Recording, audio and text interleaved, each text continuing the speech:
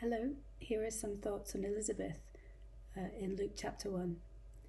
So first of all, Elizabeth is from the line of Aaron, the first priest, the one who stood before God on behalf of the people, the one who called the people to worship God, the one who was the spokesperson beside Moses. And when people heard the line of Aaron, they would have heard Exodus, God's rescue plan. It's a sign that God is on the move. Despite being childless and experiencing what she called disgrace, Elizabeth and her husband Zechariah still remained faithful to everything God taught and demanded of them.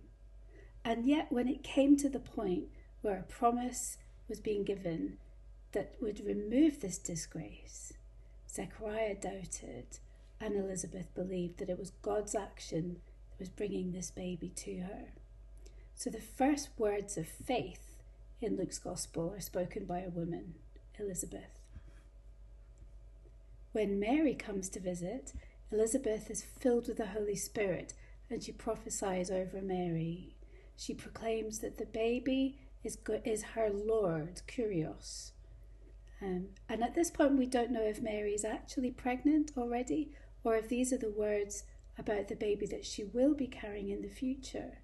Either way, Elizabeth declares her faith that this baby is the Messiah, is coming, and is God's great rescuer.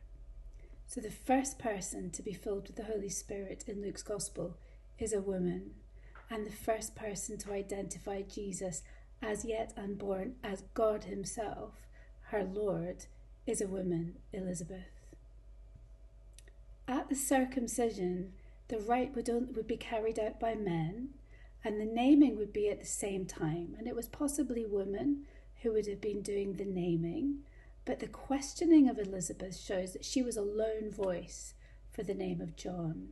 She listened to Zechariah, who, when he somehow communicated to her what the angel had said, she believed him, she retained it, and she remained faithful to what he had said. So despite the protestations and everything against her, she remained faithful to what God's instructions had been.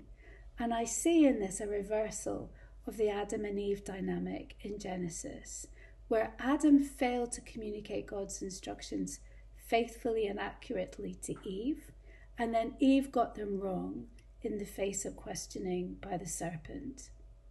Elizabeth is doing what Eve should have been able to do, to be faithful to God's promise and instructions. It is already the undoing of everything that was broken and the restoration of our relationship with God. And that's all we know about her. She fades away into history. She only speaks 3 times. But Luke puts her front and center at the beginning of his gospel with Mary at the start of this important account for Theophilus. And it's good for us to pay attention to her as well.